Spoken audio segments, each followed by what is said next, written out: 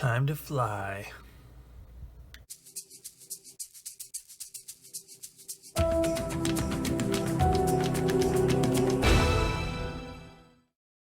everybody, and welcome back to Plastic Models by a Regular Dude, and part number 4 of the Revell 148 scale F-15C Eagle. So let's do a quick recap. So in part 3, we did step 2 and most of step 3 to here. Now this part here, if you will remember, I cut the parts out, I glued these two parts together, but I obviously haven't put them on the aircraft yet, and I haven't glued this part together yet. I've got a little bit more painting to do. I've got it primed on the inside and out on this, but I need to do some more painting on that. But that's going to be one of the things I'm going to do last on this build, just because it's a different color and it doesn't need to be installed now, and it will actually be easier if I don't install it now. So got all this stuff done. Now this part right here took up quite a lot of time in the last video, so I'll briefly go over what happened there if you didn't see that video. I put this part together, put it in place. I had a piece of styrene shim to fill this. You know, if you really want to see the details of it, you're gonna have to watch the previous video, but I got everything filled, sanded, and I primed it just to make sure that my sanding work was adequate, and everything is good so far. So that's in place. Now while I was waiting for some other stuff to dry and such, I cut out this part here, and I'm doing this closed. So as you can see here, I had to do a lot of carving because that didn't, if it would have been in the open position like this, a little bit of misalignment back here wouldn't have been a problem. But since I'm having it closed, I had to do a lot of grinding and trimming and such, just so this will sit a little more flush. And it's, I don't want to say it's like where I want it yet, but it is better. But you know, it's just kind of one of those things that when especially on older kits, whenever you glue one side onto the inner part of the fuselage and then you put them together, things don't always align just right. But that's the nature of the beast, no big deal, and we can work with it. But I'm gonna have to do a little more trimming and sanding and such to get this to sit as flat as I want it to. Now the nice thing is the canopy itself, the clear part, actually seems to fit pretty good, so that shouldn't be too big of a deal. And I did a test fit of this on the front, and that actually fits pretty well also. So I don't think I'm going to have much trouble with this stuff here. I may have to do a little bit of sanding and all that kind of stuff, but it should be okay. All right, so that's enough on the recap. So the next part I need to do is glue the wings in place, and they actually fit pretty good. They're not too bad. There's the upper part there. The panel line isn't too, or the joint line here isn't too bad, so that'll be okay. This part here, same, fits pretty well. There's a bit of a gap here. I think I can close that up pretty well with some tape once I get some glue in there. And then it's just going to be a matter of these seams here where it connects, it doesn't fit really tight, so I will have to do a little, ooh, crikey, a little bit of filling, but I have a plan for that. But not too bad. It'll be okay. These gaps here are a little bit larger, but that's where the ailerons, or whatever they're called on fighter jets, that's where those would be, so that's kind of all right. But these here, I'm going to have to look at reference photos and see if there's really lines there, which I'm thinking there's probably not here. And here there probably is, but what I'll have to do is I'll have to sand off that little bit of detail there and extend it to make it a recessed panel line at least, just so it's consistent all the way down, but we'll see. All nature of the beast with these older kits. So I'm going to get all these parts prepped and ready to go, and then we'll probably sand down these front edges here to make sure everything is ready to go, so I don't have to do it after it's installed. Sprue gates, etc. So I'm going to work on that a little bit, then we'll come back and start gluing these wings on. Okay, so I already got the other wing on, and I was going to video the procedure. It was super involved and really long. I just took too long doing it. So I opted to just show you basically with this wing what I did with this wing. This wing fits a whole lot better than this one did, so I'll just kind of briefly explain what I did to get this wing to work right. Now your kit may be completely different. It may be a different wing that gives you problems, but I'll just explain kind of what I did. So the way it worked was when this was installed, this was way lower than this front edge right here, and then same with this corner here and this corner here. So I basically had to shim it up, and what I did is I just used some of my thinnest styrene, and I cut a small piece for here, and for here, and then a long strip right here. That way it pulled it up to an even level. So, you know, I would like to have shown it on camera, but like I said, it was really long, really involved, and it really would have taken forever. And I just really didn't want to do that. So this one here seems to be a little bit better. Let's see. I'm going to put a piece of this thin plastic here and see if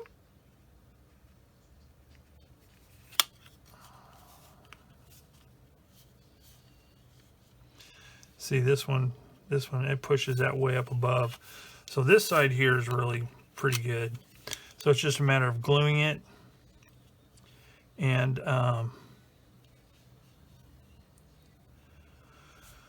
trying some filler on there. I had a really hard time with filler on that other wing. I kept getting a ghost seam and I just could not figure out why. But anyway, so, but something to remember is this wing has to be put on here first, because if you don't, well, you're just going to be pretty sad. So using my tester cement, I'm going to quit opening that one hand. I'm going to end up spilling it one of these here days. And my special cement application brush. And the reason I know it's a special cement applicating brush, the reason I know that is because there's a piece of green tape that says cement on it. So that's how I can differentiate my specialized tools. So I'm going to put some cement here, here, and here. I'm going to let that set up. That's where I want it to be anchored first. And then I'm going to put some cement here.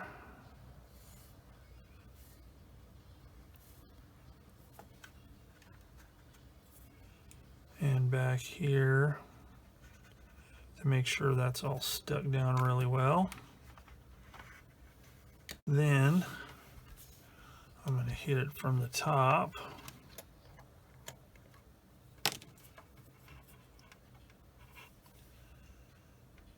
Strategic locations.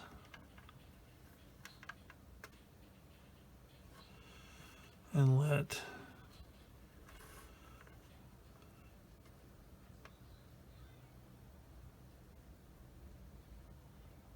the capillary action take charge there. All right, with that glued into place, now we can put this here. This actually fits pretty snugly on this side. It didn't on the other side.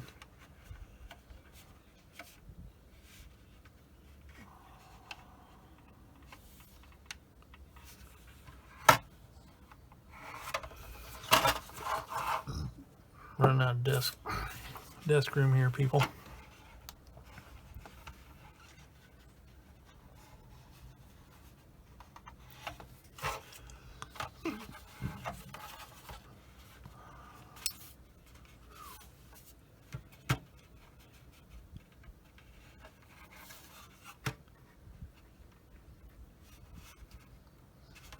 This actually fits pretty well, so I can just start throwing some cement on here.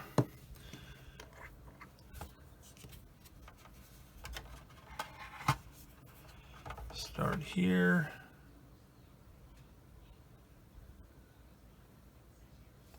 Get that.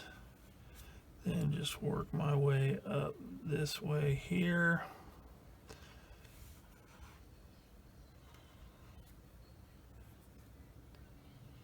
And I'll squish any adjustments I need to as this stuff starts curing up.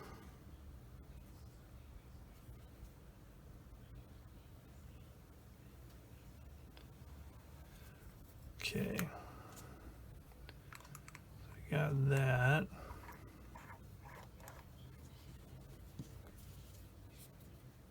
Okay, let's take a look. That's what I want to do. Oh, that looks pretty good. Wow. Boy, if the other side would have been this easy, I'd be done with this thing by now. All right, so there we go. That looks really nice. Let's see, one more spot I need to put a little bit of glue. Cement, sorry. Proper nomenclature, people. Like that.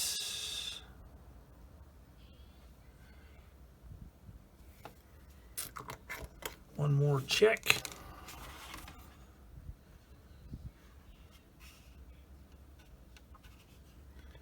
And let it dry. All right, well that's drying. I might as well go ahead and glue this together here. First thing I want to do is get the paint off that end.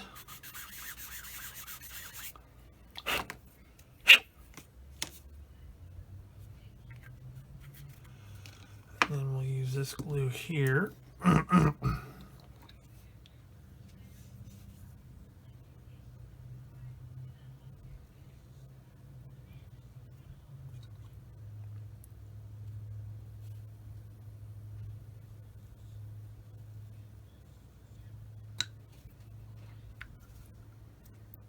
That, because I can paint all that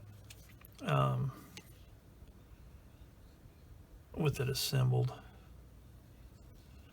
I have to paint the inside of these nozzles or exhaust, whatever you call them, but the amount that I'll get down inside this part here is negligible, so I should be all right. All right, so there's those are glued together. So now we'll continue to wait for those wings to dry. We can come back to that. All right, so with the wings this far, I've started filling in the seam, And I was going to try and use this black slow dry super glue, but it didn't fill the gap. It left a ghost seam just like everything else. So I just left it. I like the fact that you can see it good though. But anyway, that wasn't going to work. So now I'm trying my clear sprue goo right here. And so far, it looks pretty, excuse me, pretty promising, because there's no ghost seam in the middle of it. So we'll see once it dries up. So the next thing I need to do while I'm waiting for that to cure up is I need to do these little side parts here. I've already done this one. So, and it fits really well actually. So all I have to do is just sand this down to where it's smooth. There is a panel line here on the real deal. So I'll probably sand that down a little bit because there's a little bit of a step there, but it should be okay. Maybe, wow. We'll see. So I'm working on this one next, and this one here, it fits good as well. However, on both sides, this angle here didn't match the angle of this. So like I had like this kind of a gap on this part here with this flush. I had a gap. So what I had to do is I had to sand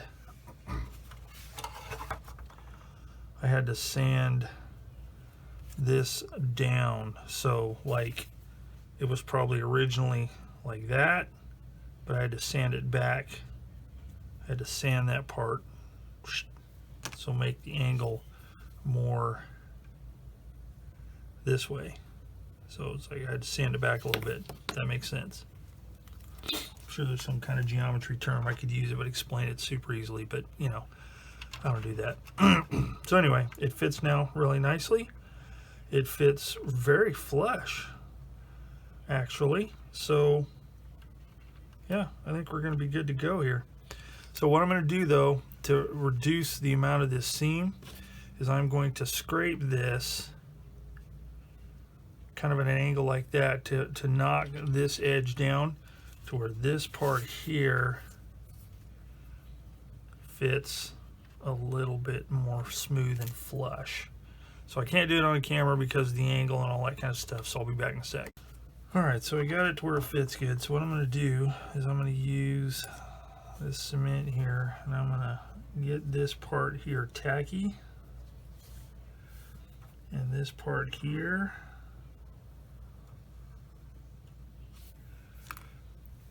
and stick that first, get that lined up, and then I'll do the other part. Okay, so that looks good right there. Okay, and then I will come back and do this part here.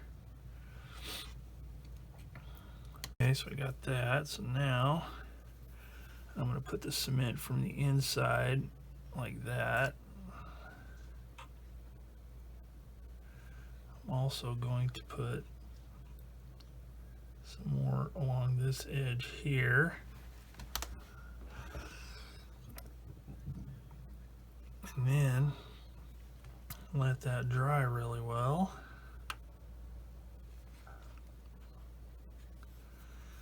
And then once it's really dry, I start sanding.